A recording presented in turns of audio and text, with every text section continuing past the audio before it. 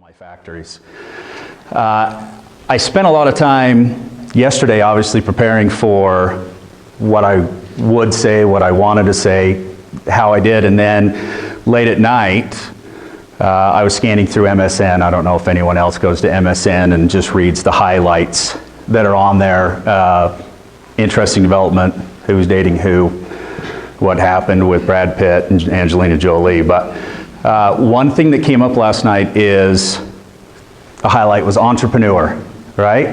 And I thought, well, I did all that work and here it is on MSN for me. We'll just scan through it and we'll be done. So I pulled it up because I was interested in it. It's what I do. And it gave, I think, I can't remember what the title is called, but I think it's the top 10 things that every entrepreneur should know to start. Right? How to be an entrepreneur, the top things you need to know.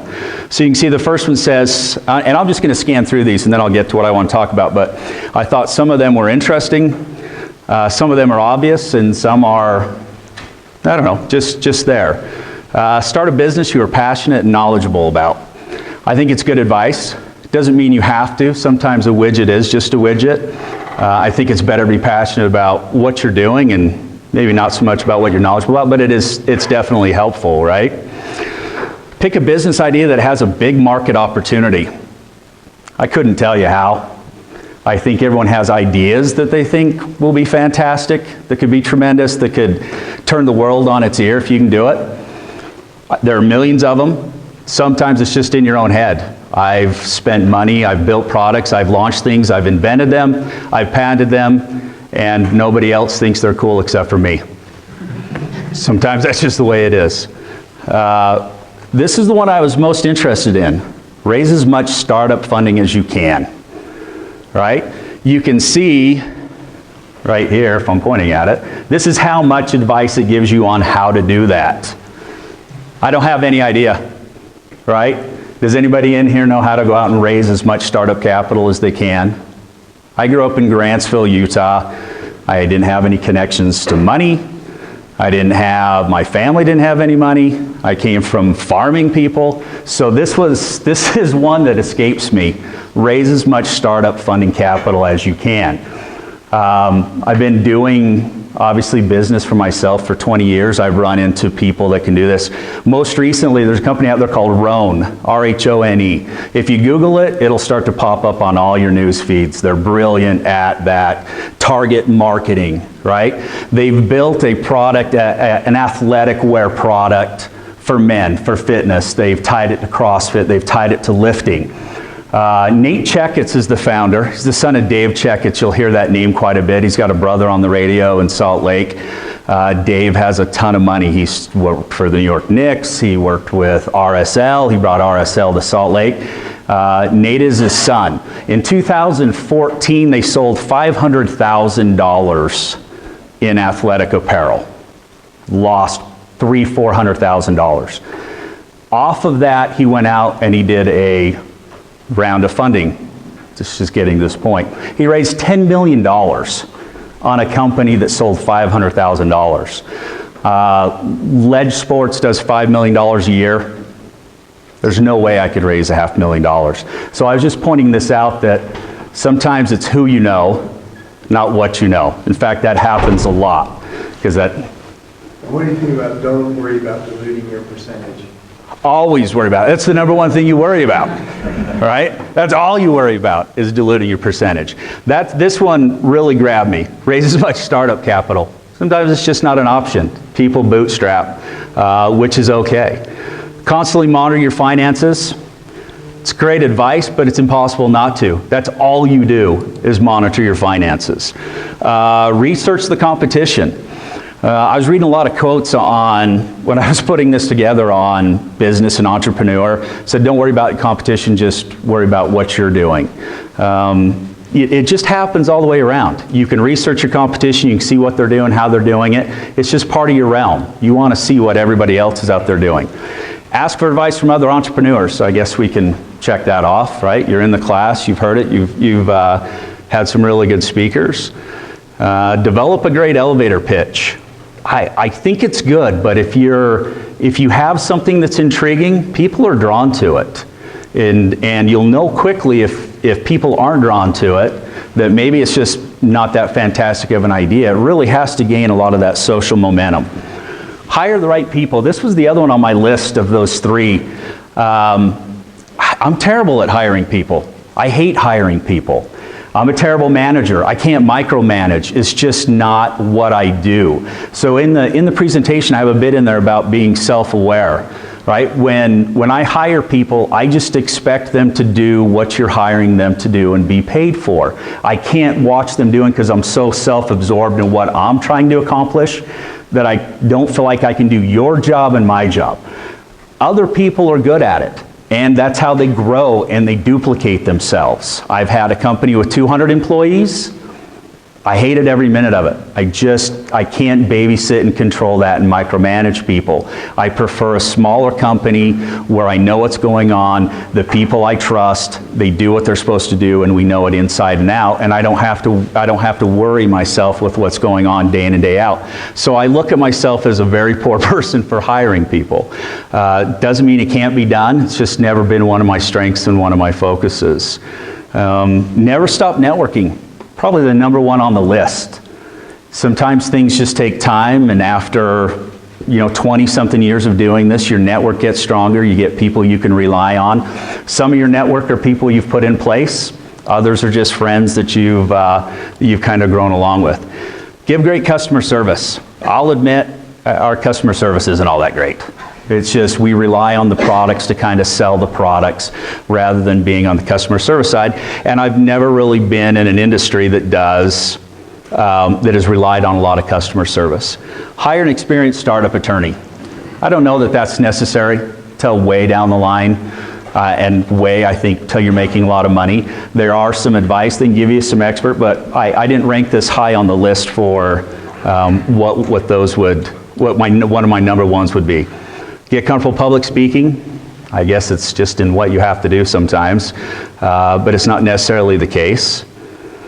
Focus on building a great product or service, but don't take forever to launch. It's a good point. If you're going to go, just go and do it. You can't sit back and plan and wait and worry how much funding you're going to raise. Sometimes you just have to do it. And I guess the last one says, hey, just do it. So, with that, we're not using the presentation. Kind of blew up on me. Let's restart. Like I said, I just found that last night and I thought, boy, I could have just forwarded this to you guys. You guys wouldn't have to listen to me bore you. Let's see. Open. So one thing about when I was asked to speak, and I appreciate the opportunity, is this question that I put on the front of here. Why did it say blocked?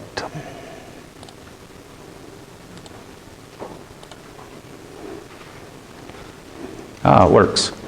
How did I get here? So when I was asked to do this, this was my big question.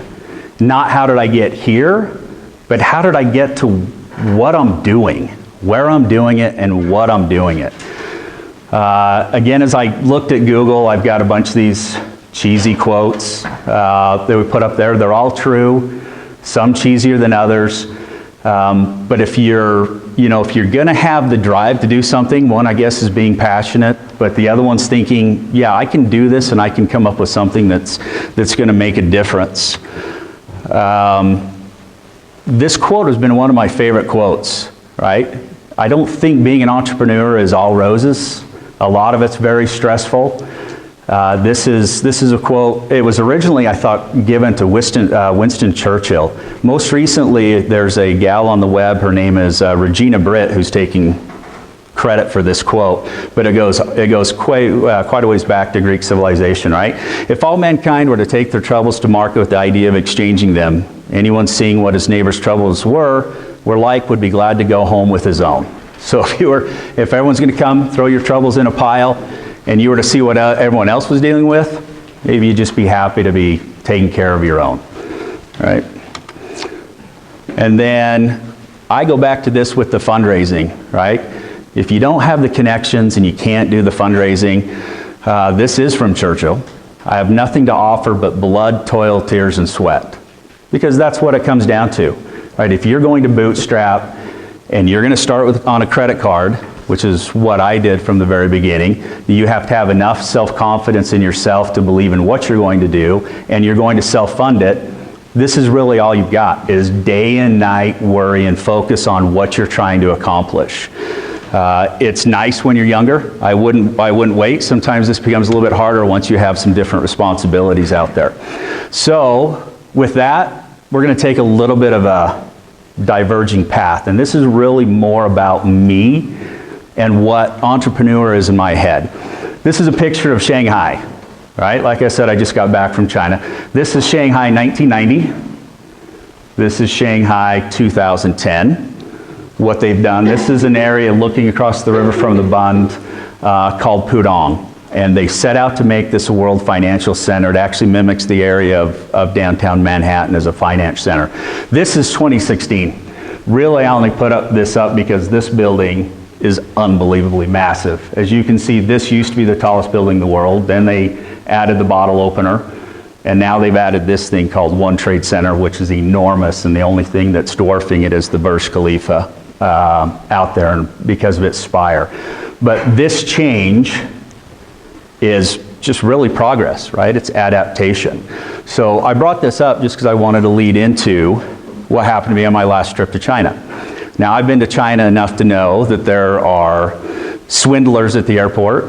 There's people who sell you fake goods, right? Anybody want an iPhone 7? They're there. So, as I was going to the airport, a guy walks up to me. He has an iPhone 7 in his hand. iPhone 7, 256 gigabytes, which are running roughly, what, $1,200? $1,100? He hands it to me, puts it in my hand. You're trapped. I'm pushing my luggage, trying to just get in the door. I've seen this show before. I've seen it with the iPhone 5. I've seen it with the iPhone 6, and you pick them up, and they're junk, and they're whatever. And this guy hands me an iPhone 6. It was gold, not my favorite color, but it was an iPhone 7. And as I felt it, played with it, touched it, this was different than everything else I'd been handed. This was the real deal. And I knew, because I just bought my iPhone 7 before I went. So you touch the button, it vibrates. I took out the SIM card. I put in my SIM card. I called myself. I sent a text. This was the real phone. I was shocked. And he said, I want $500 US for it. I said, I don't have $500 US, and there's ATM in here, and don't worry about it. And it's a negotiation, right? Everything in China is a negotiation. So by the time the end, I'd convinced myself that this phone was real. Because it was real, right? In my mind, it's real. And I know better than anybody what's real. So we settled on $200, 1,200 RMB, which I had in cash, and I was just taking a flight to Taipei and back. And meanwhile, the two people traveling with me that worked for me said, what are you doing? You've told me over and over and over again, don't buy things from the airport, it's fake, don't do it. And I'm now telling them, but this one's real. This is real. It's $1,200, it's real. So if they fell off a truck, I don't know where they got them. They work at, who knows where they came from. But it was worth $200 for me to find out why this was a real iPhone. So I hand him the $200. I go through security. He puts it back in the box. It goes in the box. It's new. It's got the new headphones. It's the jack. Serial number matches. It's a $200 iPhone, 256 gig. I get through. The two guys working for me waiting. They're like, what are you doing? Explain to me how you just did everything you told me not to ever do in China, much less at an airport. I said, it's real. It's real. We check in. We go upstairs. I found myself a plate of spaghetti. Those guys had hamburgers. We hadn't done anything but straight Chinese food for a week, so we're enjoying ourselves. We sit down. I reach in the bag. I take out the box. I open up the box. I take out the phone, and as soon as I grabbed it, I knew the phone was fake, right? It rattled. It shook. Didn't make the right sounds. And I was just like, you're dumb. You're the dumbest person on the planet. So it wasn't that the phone was fake, it's that the hand was faster than the eye. He swapped the phone on me, which was different than anything else I'd been presented ever at doing stuff in China. So why do I bring this up? right? Why do I self-deprecate myself? And it's because of this thing I have. I am mentally flawed, right? I have an ego, and when I say I have an ego, it's part of what I say about being an entrepreneur. I think I can do it better than you can do it. I think I can do it better than the rest of the world has done it. That's where I'm mentally flawed. I lose, I screw up, I get taken advantage of at the airport because I know better than everybody. Just is going to happen with me. I'm not saying this is the same for everybody. I feel like some entrepreneurs are flawed. I feel like most of them are flawed because you have to have something of an arrogance or a confidence in what you're doing to feel like you can make a change and do something differently than anybody else has done out there. So I looked up the word, right? I typed it into Google. Who is someone who thinks they can do it better than everyone else? And some very unflattering things came out. He's a megalomaniac, arrogant, conceited, elitist, narcissist, grandiose, and has a superiority complex. That's not what I was going for. I was thinking there was maybe a better word than what was up there that sounds maybe a little Trump-ish, I guess, if we're voting today. I honestly couldn't find the word. There is some arrogance to it. So I wrote my own. Accomplishment, aim or purpose, harder working, determined, confident, willing to sacrifice, and having some resolve. Doesn't mean you're not going to make mistakes. I make a lot of mistakes thinking I know better than someone who's done it before. Like I said, I've invented stuff that I thought would change the world, and it didn't. The magnetic path. So when I was saying I was doing the self-reflection, I wanted to talk to you a little bit about how I got to where I was, because this isn't where in high school, this isn't where I intended to be, right? I didn't know it was working for yourself. My dad ran Morton Salt, North American Salt, for 30 years, right? Until he was forced out. He left Morton Salt after I'd started this entrepreneur trail by myself. He was making a great living, he was forced out, and then he went and started his own business. Now I'm a little bit competitive with my dad, but right now he's kicking my butt. He's built a company in the last 10 years that's now doing $50 million a year. From nothing, from being an employee for 30 years, that's what he's done. He's always had that in him, and in fact, if anything else, I kind of chide him saying, if you would have done this 20 years ago, 30 years ago, where would you have been if that was in you? But to some sense, if you're making money, you're doing well, you're 9 to 5, and that's all you have to worry about, you're comfortable. Being an entrepreneur isn't all that comfortable all the time. So I started out like most everybody, cubicle work, American Express, MasterCard, doing the stuff that drives you crazy. You're young, you're getting a job, you're doing it, but you know you hate it. You can't be there that much longer, and slowly it starts to affect your work with attitude, right? So during that time, I started this thing, Internet Solutions. We were talking about dial-up internet. There's probably only a few of you in here who've ever used dial-up internet, but that's what I started. Provo, Utah, BYU, and I started a modem bank, which is I bought phone lines, I put in modems, and I started reselling internet to everybody because it was easy, right? You dial, for every one modem you have, you can get 5 people to sign up and use that modem because not everybody's using the internet 24/7. It's not like it is today. And if people are older or they're getting on checking AOL accounts, it just wasn't used all that heavily. So I built up 2,000 people using my dial-up service account that were paying, and it was inexpensive, but it was $20 a month. Not so inexpensive then, but more expensive. So I was doing this in school selling. And that spun off to, hey, I need a new computer. Well, if I'm delivering you internet, I can also get you a new computer. I can buy computers. I know what computers. I can fix computers because I just grew into it doing what I was doing. So this Internet Solutions kind of grew out of a little bit of interest, something that I saw for a need for. And you also got a lot of references, so I built a lot of friends. So the 2 things I put on there, one was relationships. I still talk to and deal with companies that I put up on that from 1993, 94, 95 that are my friends because you have a little bit of a genuine concern for who they are and what they're doing, regardless of money. You build a network of friends. And some of those companies still support me. When I started sleeping bags, they bought sleeping bags. When I started antibacterials on fabrics, they still want to know what I'm doing and they'll still buy. So I graduated, right, doing this. 5-year engineering degree. I sold the company. Why did I sell the company? Because I just spent 5 years doing an engineering degree. I was somewhat committed to doing it. Except when you come out of school with an engineering degree, it's not all roses, and it's $35,000 a year as a starting engineer. You're not a professional engineer. You take the IT, you move on.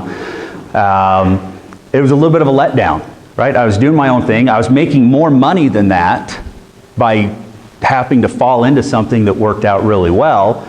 So again, and he said it in my bio, I started working for a company and I was designing $400 million hazardous waste repositories for EnviroCare of Utah. They became Energy Solutions, right? You've seen them, it was Delta Center, then Energy Solutions, or I don't know what it is now, Vivint something, right? It'll always be Delta Center. So that's who I was designing for, except where was I? I was back in the cubicle. I was an engineer in a cubicle driving myself crazy. And it's where I first figured out that a big part of being an entrepreneur is I wanted to associate with people. I wanted to talk to people. I wanted to interact with people. I wanted to do lunch meetings. That's not what was happening. So I got, just through dinner, friends, I was offered a job to go back out and do networking because it's what I knew how to do. So I left engineering, and Holly and I were talking earlier. My plan was, well, I'm going to just leave engineering for a short period of time. I'm going to go do my master's. So part of your plan with your engineering is you have to do 4 years studying under a professional engineer, but you can wipe out one of those years by going and doing your master's, which is the reason to go back to school. So I'll do networking, I'll go do my master's. Well, shortly after leaving, and I got paid a lot more money than what I was making to leave, which is a good reason to leave, is I found out the professional engineer I was working under was a fraud. So he'd made up that he was an engineer. So Federal Oversight Agency wiped out the 2 years that I'd been doing all this engineering on. So I had this complete reset of everything I thought I had known, plus my master's, to where I basically would have been making that 35 grand again for another 4 years, which is very, very deflating, right? You think about it. You have a life plan, things get deflating. So I went on, so from engineering, EnviroCare, I put on there giving engineering a go, and that's what I was putting on there. That's, you know, sometimes things are just out of your control. Right? Life throws you a curveball and you just have to do something else. But if you have confidence, you can do it. And it's also part about discovering who you are, right? I was talking about that cubicle. I wasn't meant to be in a cubicle. I didn't just want to talk to my computer all day. I needed to be out interacting, where I somewhat discovered I was happier doing sales than I was doing engineering. So the company I left to is called Nebo Products. This is, we're talking 98, 99, we're talking .com era, and everyone's searching for this. It's internet, it's money. No one knew how to make money with the internet yet. They just knew they had to be on the internet. 99, 2000. We got to get somebody who knows email. How do we set up email? How do we get a domain? And that's really what they hired me in for. I spent about 7, 8 months. I got all their stuff dialed up.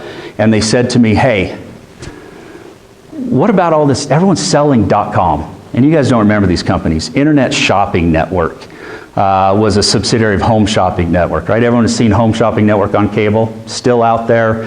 Caters to 70-year-old grandmas looking to buy embroidered towels. Well, they started an internet company, and there was 2 or 3 of them. So for some reason, since I was the .com guy, I was the geeky tech in the office, they sent me out on a sales trip. Didn't really make a lot of sense. Nebo was bringing products in from Taiwan. So this is my first experience with stuff that was being imported. So they sent me to this .com, to that .com, and I went on a 3-day road trip. Arizona, San Jose to Silicon Valley to meet with a lot of these guys. Brought a portfolio. I brought the stuff that we were importing from Taiwan, which was mostly hand tools. And I came back with orders for $200,000, which was shocking. Shocking to me, shocking to them, shocking to the business. Just kind of because you were out there, because you could talk, but it was the first time where what I was saying about Cubicle and me being out talking to people changed my opinion of what we needed to start to do. They had 30 salespeople full-time on phone calls selling a dozen screwdrivers at a time. And I just came back selling 100,000 screwdrivers. Didn't matter who it was, Home Depot, internet shopping. And they said to me, hey, I think we've got you in the wrong spot. I said, hey, I'm willing to give it a shot. So very next chance we had, got on a plane, went to Taiwan, did the trade shows. They're worried about hand tools. I'm not so interested about hand tools, even though I love Lowe's, I love Home Depot, I love everything about a hardware store. But while I was walking these shows, I came across sleeping bags, right? And I sat down, I'm talking to this company about sleeping bags. I said, how much is that sleeping bag? They were kind of buggy. They're like, oh, it's $7. It's what? $7. What about this one? What about that one? So I developed this rapport with a company that was manufacturing in Taiwan. I came back home, I ordered sample sleeping bags. I took all the sleeping bags I'd ordered up, designed, sampled, colors, and I went to Sportsman's Warehouse. Everyone heard of a Sportsman's Warehouse? There was only one, 72nd South. I went in and talked to the buyer. Said, hey, here they are, I'm doing this. It was still with Nebo. They were helping me fund this little pet project. What do you think? And they said, yeah, they're crap. These are absolutely horrible. I said, well, what do you do different? What do you change? We do this, we do that, we do this. And I did. And I changed them, and I went back. What do you think? I think they're really good and the price is right. I'll take this quantity, I'll take that quantity, I'll take this quantity. So you can see I'm just starting to dabble in my own thing of what I'm doing. In 2 years, I was selling $5 million a year in sleeping bags, but not for me, right? I was doing it for Nebo. So you can already see where this goes. You start to get a little disgruntled. I'm the guy who started it. I'm the guy who did it. I'm the guy carrying everybody. If you're not getting paid what you feel like you're worth, you're going to go to a quick demise. Right? You're going to get soured, you don't feel appreciated, you're carrying everyone else, and you're going to look for a way out. It just comes to a pushing point of when that's going to happen. And mine came to an abrupt halt. It was actually a screaming match with the owner, and I just said, I'm done. I'm going to go do something else. I'd been given offers to go somewhere and do other things, which is what leads me into this Tech 360 biomass. Someone had asked me to build this body fat sensor bioimpedance device for kids on a national contract. But I'd gotten comfortable at Nebo, right? Everyone gets comfortable. And you need something that kind of, boom. Most of the time it's unhappiness. Because if you get comfortable, humans get complacent and things get easy. So I left. Nebo never added another customer and they quickly went down. I'd like to say that was all me. Could be some me, could be some them. What I did know, and the other thing that kind of kept me there, is you build a lot of friends and relationships. It's not about in the business, it was everyone I was talking to. I was doing 20 trade shows a year across the country. Vegas, Reno, LA, Seattle. And you meet friends and you develop a network of friends. So I left for biomass. And this is where things kind of got interesting for me. So I built this device. This all kind of circles back to engineering. I never really thought about engineering again after I left, but it's been the greatest self-serving tool I've had. Not because I'm designing bridges and roads and planes, but because it's problem solving. I can design stuff. If I don't know how, I can figure it out, and I know the resources to get there. And so quickly after developing the device for the national contract, we'd sold $20 million, but it was going to end. So like it said, what's in my mind? I'm incubating what I want to do, which is going back to the outdoor, back to camping gear, back to the things that were successful. So 2 years after I'd waited out my non-compete, I started doing sleeping bags again because it was natural. But I'd made enough money that I wasn't just going to do sleeping bags. Guess what else? I started a car dealership. And then I bought cell phone stores. And then I did stuff that wasted a lot of money that I could just kick myself in the butt for. It's just what you do. And you've all heard the statement, hey, jack of all trades, master of none. It's true. I told you at the very beginning, I hate employees, I can't do it. It's a reflection on me, it's not on people.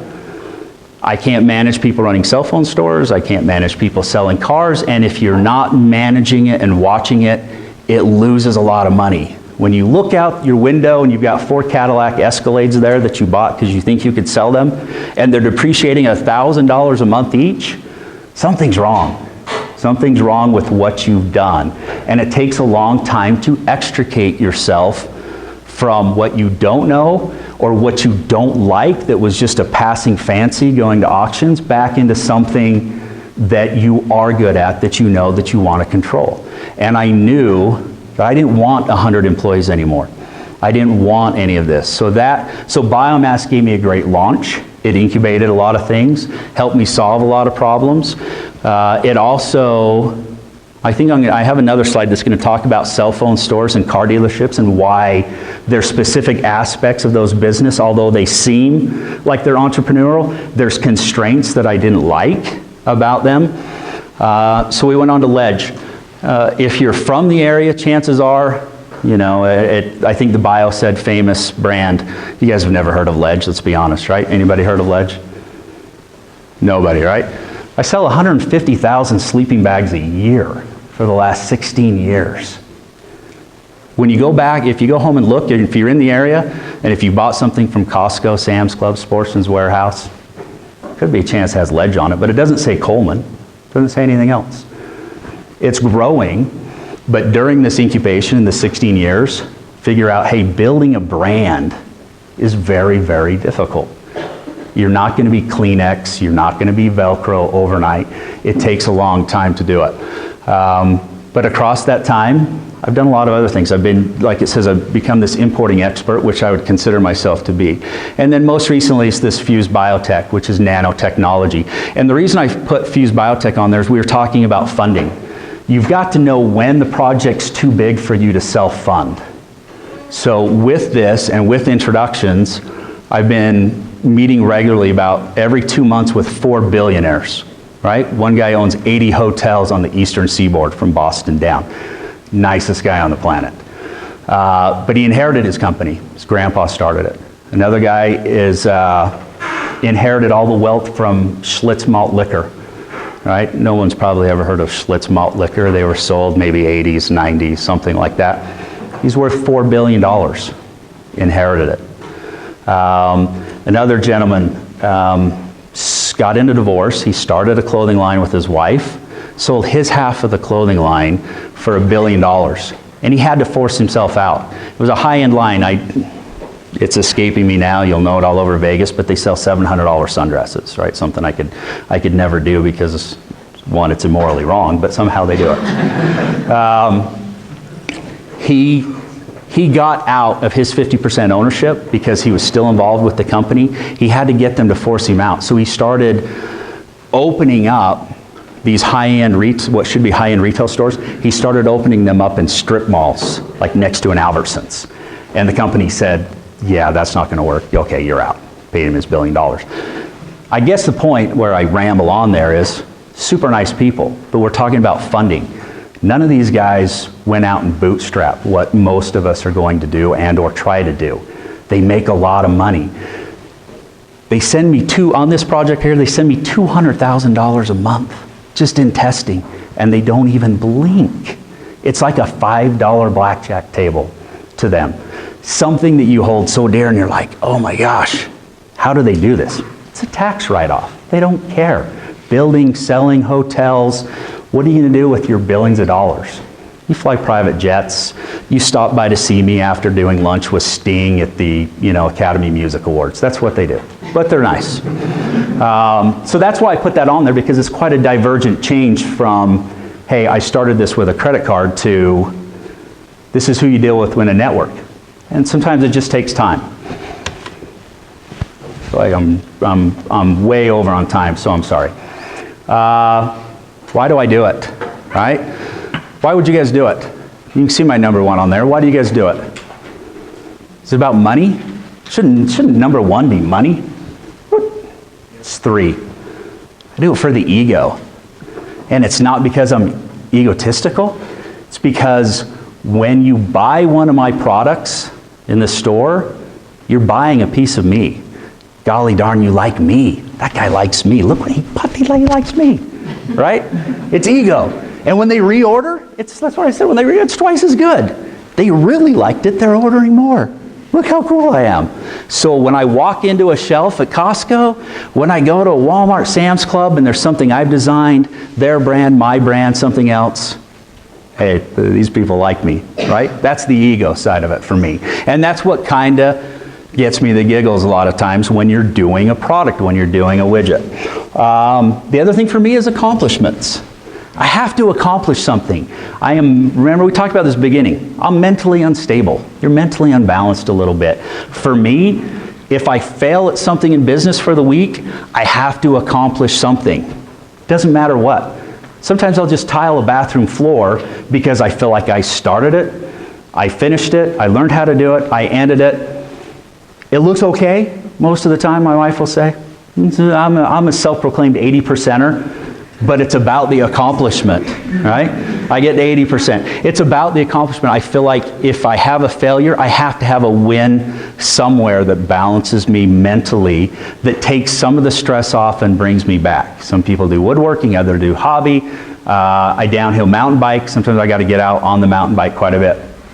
Then last would be money, that quality of life. I've always said when you work for yourself, you work for everyone. There's a lot of good, there's a lot of bad. Phones make it easy. You answer emails from being in line at Disney. You answer emails from riding the lift, mountain biking. There's a lot of things that give you freedom, but you're always answering. Every customer. I have 4,000 customers.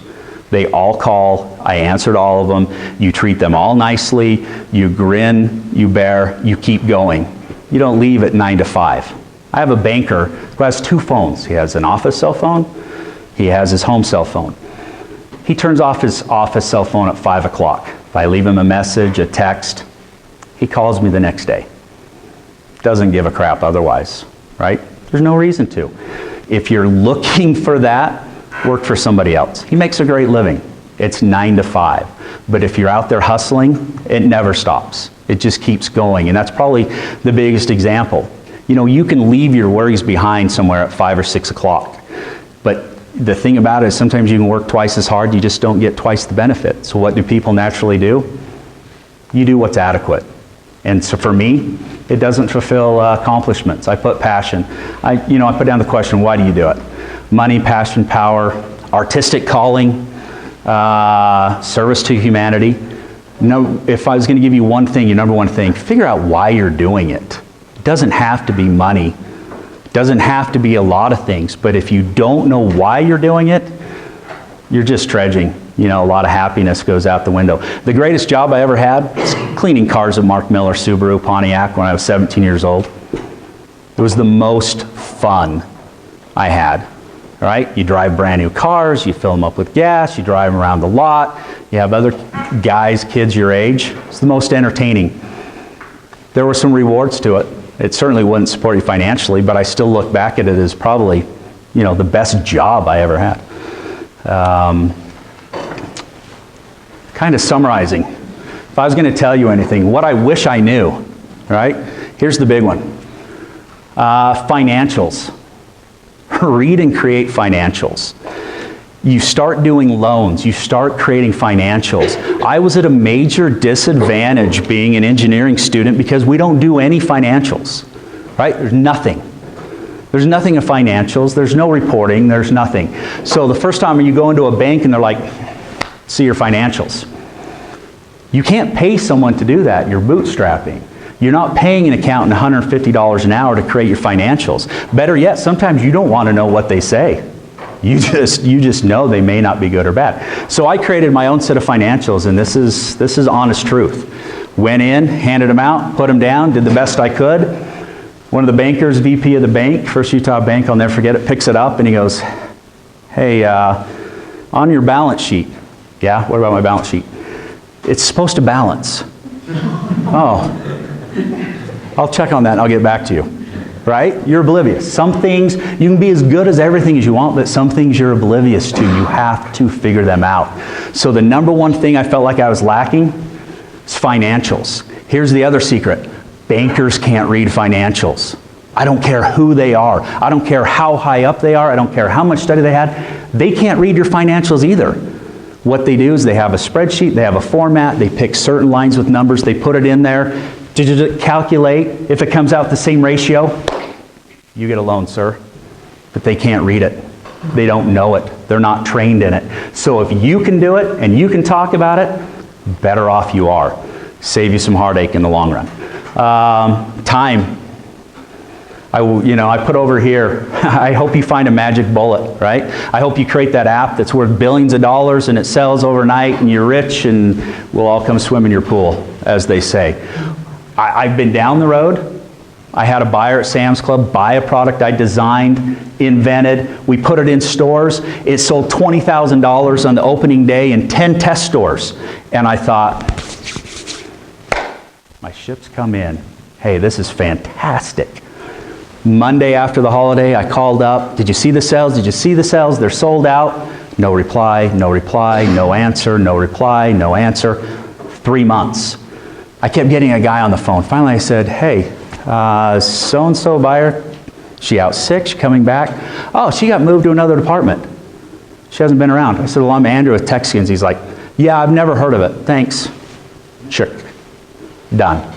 So, like I said, I had the magic bullet. Sometimes you think you have the magic bullet.